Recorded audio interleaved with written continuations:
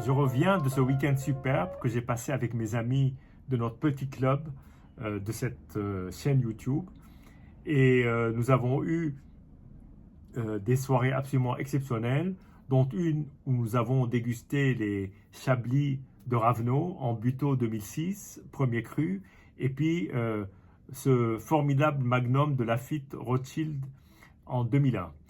La veille, donc le soir de l'arrivée de tous les convives, j'ai eu le plaisir et l'honneur d'organiser une dégustation très particulière sur un thème que j'ai moi-même choisi, qui est autour de la Bourgogne et des Côtes de Nuit. En l'occurrence, c'était des Côtes de Nuit 2017, où se mélangeaient allègrement des villages, mais aussi des premiers crus et des grands crus. Et donc l'idée derrière, c'était pas forcément qu'il y ait un piège ou d'essayer de faire tendre les gens vers quelque chose ou les pousser à l'erreur, pas du tout. L'idée était de se dire, voilà, sur un même millésime, avec plusieurs domaines différents, si on mélangeait des villages, des premiers crus et des grands crus au cours d'une même dégustation, complètement à l'aveugle, dans un ordre totalement aléatoire. D'ailleurs, c'est une main innocente qui ne savait absolument pas forcément dans quel ordre il fallait les déguster, qui les a mis dans un ordre aléatoire, les a numérotés de 1 à 6. Et donc, il s'agissait simplement de les déguster collectivement et d'essayer de trouver une sorte de consensus sur l'ordre des vins. Et là, indépendamment, évidemment, de ce que pouvait être l'étiquette, sachant très bien que quand on voit, par exemple, une étiquette d'un grand cru, on est forcément un peu influencé. Donc là, il n'y avait pas de possibilité d'être influencé. Donc tout se faisait totalement à l'aveugle, la manière la plus naïve et innocente qui soit. Et il y avait 6 domaines différents, 6 vins différents, le même millésime, Côte de Nuit, et il y avait des villages, donc des premiers crus et des grands crus. Alors, l'ordre, évidemment, étant aléatoire, on pouvait s'attendre à tout. Et donc, ces 6 vins, je vais vous les indiquer. Donc, le premier vin, donc, je vais en parler au fur et à mesure. En fait, le premier vin, qui est un vin que nous n'avons pas forcément très bien noté. D'ailleurs, il arrivera, une fois qu'on aura dégusté les 6 vins en dernier du classement, c'était en fait un grand Techezeau du domaine Thénard. Alors, Grand Techezeau, c'est quand même un grand cru prestigieux. Non pas que le vin était pas bon, loin de là. Moi, j'ai noté d'ailleurs un bel élevage, pas mal d'acidité, plutôt une belle acidité, une certaine élégance. Donc, ça voulait quand même dire qu'arrivant dernier, ce vin mettait la barre très haut au niveau de la dégustation, chose évidemment qu'on ne savait pas en dégustant le premier, parce que bon, moi j'ai été pas mal charmé, mais j'étais pas waouh en me disant quel vin exceptionnel. Le deuxième vin, ce fut personnellement mon coup de cœur. Je l'ai placé même en Chambol, Musigny. J'adore cette appellation. Et en l'occurrence, c'était un Côte de Nuit village, les Retraits, la cuvée du Nez de Saint-Pierre, qui se faisait jusqu'en 2017. Maintenant, ce n'est plus la cuvée du Nez de Saint-Pierre, mais ça l'a été pendant quelques années. Et là, c'est un vin que j'ai trouvé absolument superbe. Je trouvais d'abord le toucher en bouche d'une souplesse, d'un charme absolument dingue.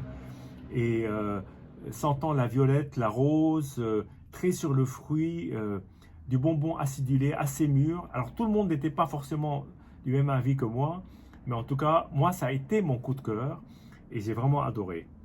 Le troisième, alors très fermé, j'ai eu beaucoup de mal, d'ailleurs j'ai très peu de notes là-dessus, j'ai eu beaucoup de mal. En l'occurrence, c'était un Chambol, là, du coup, du domaine Roumier, évidemment, un domaine prestigieux. Il y avait un côté épicé, il y avait une assez belle matière, mais c'était pas le vin qui m'a totalement sidéré parce que justement, il était encore sur le chemin de l'ouverture. Et d'ailleurs, au fur et à mesure du repas, il s'est révélé absolument superbe. Et le lendemain, je pense qu'on aurait ouvert les bouteilles avec 24 heures d'avance. Alors là, ça aurait été une bombe. Le quatrième, très beau, déjà un peu plus ouvert, très floral, sur la rose, les épices. C'était vraiment un beau vin que j'ai vraiment beaucoup aimé. Je donne les notes, alors j'ai noté entre 16 et 19. Sur le quatrième, j'ai noté 17,5. C'est en fait le Von Romané du domaine Mugneray-Gibourg, très grande maison aussi. Alors le cinquième, ça a été à l'unanimité le vin qui a été aimé par tous, pratiquement noté en premier chez tous les dégustateurs. Là-dessus, donc, très grand vin, une grande assise de fruits, côté floral, de jasmin, un peu chocolaté. Moi, personnellement, j'ai le noté 19 sur 20. Là, c'était vraiment absolument superbe. Donc, voilà. Et puis, nous avons terminé par un premier cru. Donc là, c'était en l'occurrence un grand cru, donc le Clos Saint-Denis du domaine Bertagnin. Et à la fin, nous avons terminé sur un premier cru qui est un vin du domaine Amiot-Cervelle. Là, le nez était plus discret. C'était bien, c'était un beau vin, plus à rapprocher en termes de stade d'évolution du premier. Mais là, effectivement, j'étais moi-même plutôt un peu déçu. Évidemment, l'ordre a joué.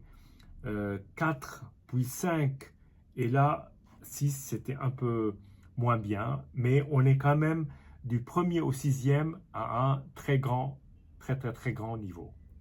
Voilà pour cette dégustation.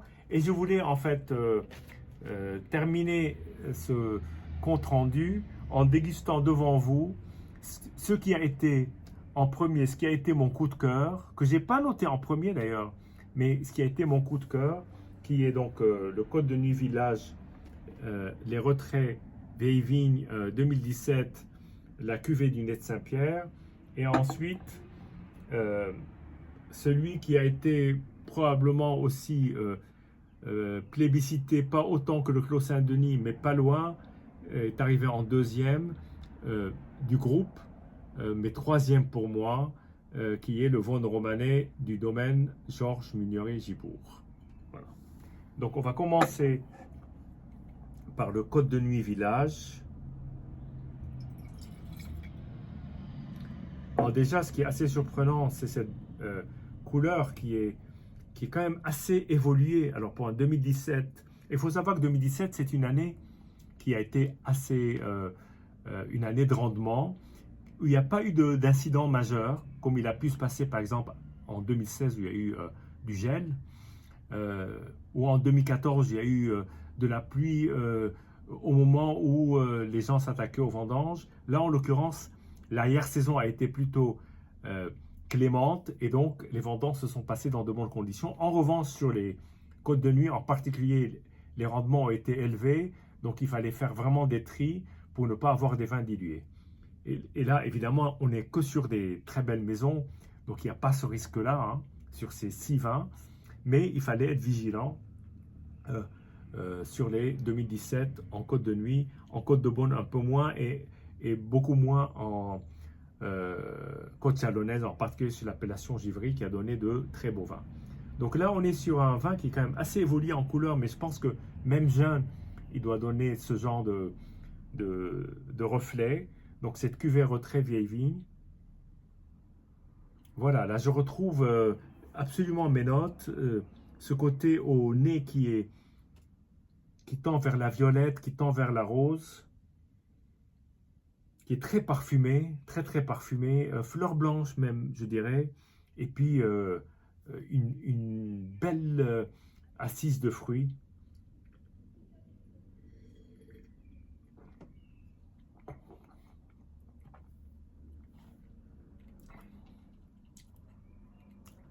Alors voilà, c'est un vin, alors je trouve quand même assez différent du premier jour. On est le quatrième jour, donc du temps est déjà passé. Il a commencé un tout petit peu à s'oxyder. Alors il n'y avait pas grand-chose dans la bouteille, ce qui évidemment euh, est propice à une oxydation plus rapide. Mais là, je retrouve effectivement ce côté gourmand, ce côté très fruité. Et l'un des dégustateurs trouvait que la fin était un peu courte, et c'est vrai, c'est pas le fort de ce vin. La fin est un peu courte, mais le plaisir en bouche est tellement gourmand. On croque en fait dans le fruit, et il y a aussi une part d'élevage qui est très fine. On est que sur un Côte de Nuit village, hein, donc là on est vraiment sur une appellation, on n'est même pas sur Moret ou Chambol ou Gevrey ou Vosne Romanée, comme ça va être le cas du deuxième vin que je vais goûter. Donc vraiment il y a un écart a priori. On va dire ça devrait être le petit dernier de la classe en termes d'étiquette, ce qui n'est pas le cas, parce que pour moi ça a été vraiment un coup de foudre.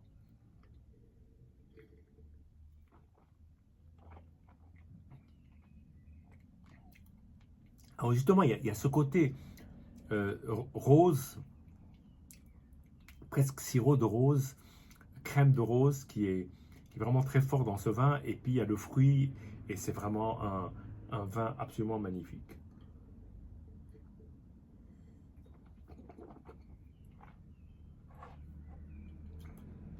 Et je renote cette acidité qui est assez présente, que moi en tout cas, j'aime bien. Et là, donc le Vosne Romanée du domaine Mignoret-Gibourg. Donc ce sont Marie-Christine et Marie-André Mignoret qui sont aujourd'hui en charge. Je vais essayer de vider mon verre. Je l'ai fait dans les conditions du direct. Et donc ce vin est arrivé en deuxième. Alors, la couleur est beaucoup moins évoluée. Elle est beaucoup plus rouge. On est quand même sur le même millésime. Une teinte très claire, une très belle teinte. Et là, effectivement, le nez est beaucoup moins exubérant, en tout cas, que sur le Côte de Nuit Village, probablement parce que ce sont des vins qui, à un moment donné, rentrent dans leur période d'hibernation, et il faut attendre quelque temps avant qu'ils se rouvrent. Mais on sent déjà pas mal de choses. Moi, j'avais senti un nez très floral, sur des épices aussi, la rose à nouveau, que je retrouve dans ces deux vins. Mais là, on ne peut pas dire que ce soit le nez le plus expressif, pardon, qui soit.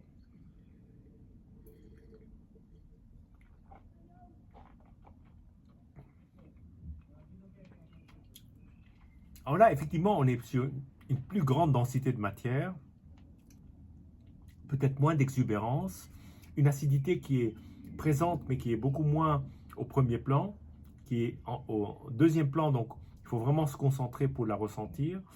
Et on est sur des fruits plus mûrs, plus présents en tout cas, beaucoup plus présents, euh, et avec une trame qui est d'une grande densité et d'une grande et très fine élégance. C'est un vin qui est absolument superbe, et je trouve que en 3 jours là, il s'est bonifié, alors que le Côte de Nuit Village, lui, il a perdu de sa splendeur, à la limite très exubérant à l'ouverture et peut-être un peu moins expressif aujourd'hui, même s'il reste encore du charme et de l'élégance. Là, on est sur quelque chose qui est plus concentré, une trame plus serrée, euh, de la framboise dense et confiturée presque, pas trop justement, pas sur mûr, à bonne maturité, et puis euh, quelle, quelle élégance, quelle finesse, et puis quelle fin de bouche qui est absolument somptueuse.